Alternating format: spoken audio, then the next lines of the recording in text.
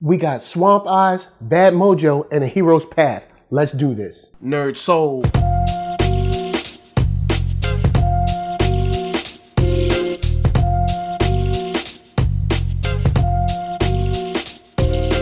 Late Ill Kid at OneYoungsta, holding it down, bringing that StreetGeek and NERDSoul. What is up, my people, today? Oh yeah, we coming with another wonderful episode of, that's right, On Screen. We've been having a ton of fun doing what we gotta do, even though we know we're coming to the end, because unfortunately, Swamp Thing is doomed no matter how good it is, and it's crushing. But while we have it, let's savor the wonderful, awesome, horror, scary flavor, which is Swamp Thing.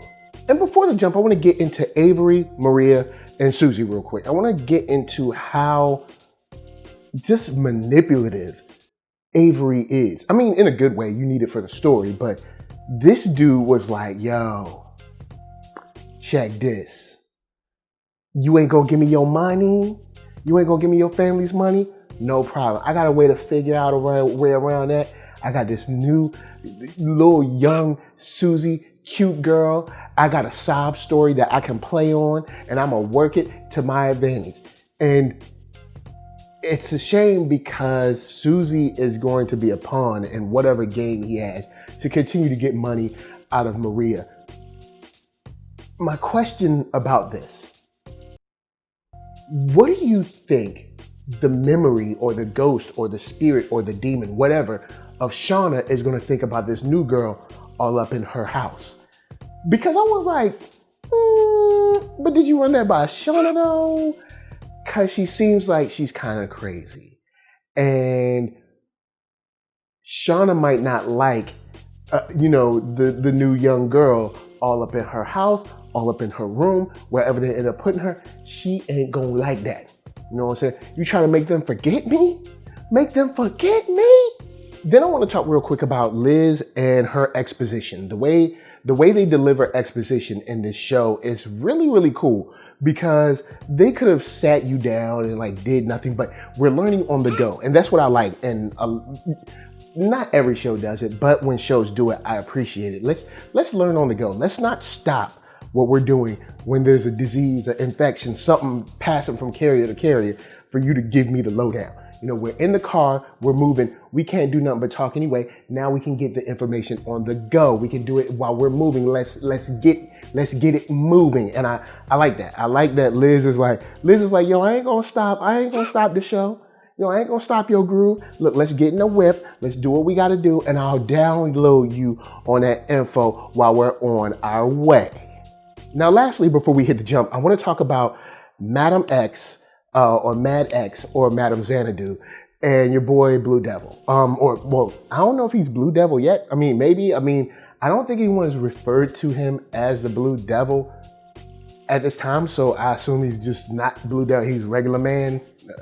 It's not really a name, but anyway, their conversation about a hero's path and him being tied to here, this place, Mirai, for however long it is until he's called.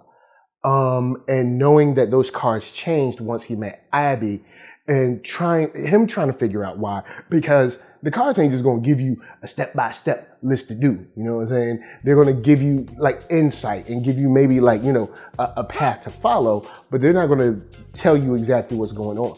So Madam and Blue Devil, knowing something's wrong, something's coming, and trying to figure out their place in it, trying to figure out Abby's place in it, and something that's brewing in the swamp that might be the cause or the symptom of it. And I like that. I like how we have different stories and different motivations brewing in this show. We've really got to the point where we got a lot going on. We got, Avery and Maria. We got the Woodrows. We got Abby and, well, now technically Abby and Alec, which we'll get to after the jump. We got Madam Xanadu and Blue Devil. And we even got Liz on her side. There's a lot brewing and bubbling, and I'm digging it. I'm really digging this show.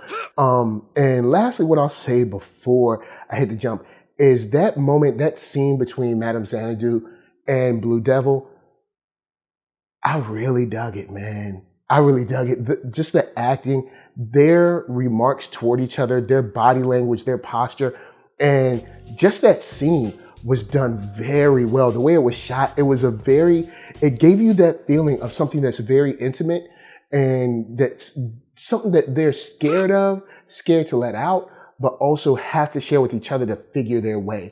And I like how he said, he asked her, like, are you going to stay? Are you going to be here to help me and stuff like that? So I'm really loving that scene. That might be my favorite scene of this episode, but we got some craziness to get to after the jump. But of course, first, KURO Brand's going to help us pay them bills.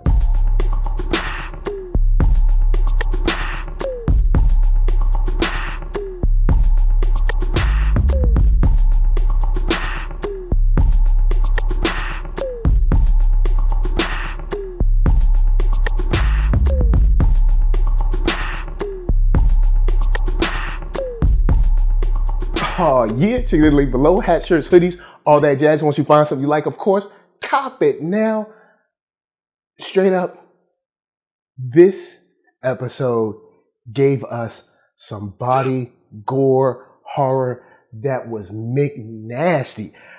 I like how this show hits you when you're like not expecting it, and it does extremely good job of making sure it keeps you on your toes. Like, last episode we didn't get too crazy with the gore. We got a little action, but no gore. And then this episode, oh my God, homie stabbing his arm, throwing it I was just like, yeah, that's wilding. And of course, that darkness trying to find a host to seep its way outside of the swamp again is just, first thing, they shouldn't have been out there. What is it, Oak Tree Forks or whatever? They shouldn't have been out there. Stop cutting down stuff for no reason. You don't need, they don't even know why they was cutting stuff down. But bottom line is this: stay your butt out the woods. But that sequence of just him cutting himself and slicing, it was nasty and it was good. It was nasty good. Look, hey, hashtag nasty good. Don't use that. It's bad. But I really dug how they went straight to the left with it. Just we're chilling in a show. Something falls, he gets scratched, and we're hanging out. And next thing we know, it's body horror all over the place. And then jumping from person to person is something that I really did. It was reminded me similar to like a lot of different shows or different sequences, but Fallen came to mind when I saw it, when it was kind of like jumping from host to host. Of course, we learned a lot about Pops Delroy and his past, Liz's grandma, I believe, and kind of how he lost her. We learned a lot about the fears of the sheriff and losing her little boy. Well, he's not a little dude, a grown man, but he'll always be a little boy to her, I guess. You know what I'm saying? And losing him. And then even seeing the fears of Abby is something that I really dug. And I think that's going to come into play later, because this show is doing a good job of making sure that people relive, replay, or pay for something they did in an episode earlier, or at least remark upon it. And I really, really dug that. So let's talk about Abby. I'm not trying to be mean, but Abby, girl, you stupid. Why are you trusting Woodrow? Why? Why are you trusting Fett? Why are you trusting Vasily Fett? He has been nothing but one, mean, two, mad psycho-ish looking. I mean, dude's been on some psycho-ish. Why in the world would you trust him with this information, knowing that you got to keep Swamp Thing on the low? Why would you give him this information? And then he like, oh, if you just let me do it, I know what I'm doing. I'm a biologist. I know all these things. You don't know nothing. Back up. First thing, I'm a doctor. Back up. Stay in your place. I'll use this microscope and get all the beakers and petri dishes. I got that. I'll put my own numbers together and make my own findings available when I'm ready, not when you ready. Because we know Abby, you're too trusting, all right? You're just too trusting. But you know what? I'm gonna leave that to the side. Abby will learn. She trust me, I'm sure she will learn.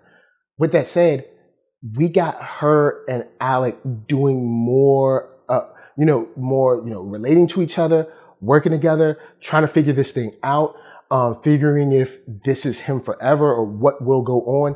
And I love the acting from Swamp Thing. And I know this is not Alec, it's another dude in the suit and I can't remember his name. I'm sorry, but props to you, because the facial expressions, even though it's like mad, prosthetics and makeup and stuff. And then the eyes, there is so much emotion in his eyes with these close-ups and his posture when he's around Abby. It is, dang, this show is good, man. Like, DC, you killing me, man. You killing me. But with that, all that together, I want to ask you, where do you think these hero paths lie? We made a distinction in this episode about a hero's path. And I think everybody has their own hero's path to go on. Liz, of course, is following the money, and she's probably going, her hero path is going to Avery. Abby has her own hero path of, kind of like redeeming herself and also helping Alec out. Swamp Thing, his hero's path is now taking on the mantle of the green, and that's just going to be who he is. Daniel, we already kind of got an idea of what he is. Madame Xanadu, we're not sure. It's up in the air, even from her words. But I think all of these are going to converge into something large. And like we heard, this town is in some trouble. And if we don't contain it, it could then infect the rest of the state, the nation, whatever.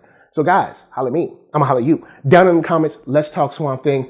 Dug this episode. It was another good one. The body horror was like, it's crazy. So before I bounce, I'm going to tell you guys to hit up ThatNERDSoul.com. That's right. Check me out while you're there. All my videos from the oldest, newest, latest, greatest, and all that. Then hit up shop.ThatNERDSoul.com and pick yourself up a t-shirt player. Don't forget to get one for them playettes. Then come back here, like, comment, subscribe, and share that Nerd Soul. That's right. There's no better way that I can show people that you, unlike what you are watching. So, LA, what up? VA, what up? RVA, you got my heart. And please be good to yourselves. Please be good to each other. And remember, whenever you see a snake on your arm that no one else can see, just stay away from knives.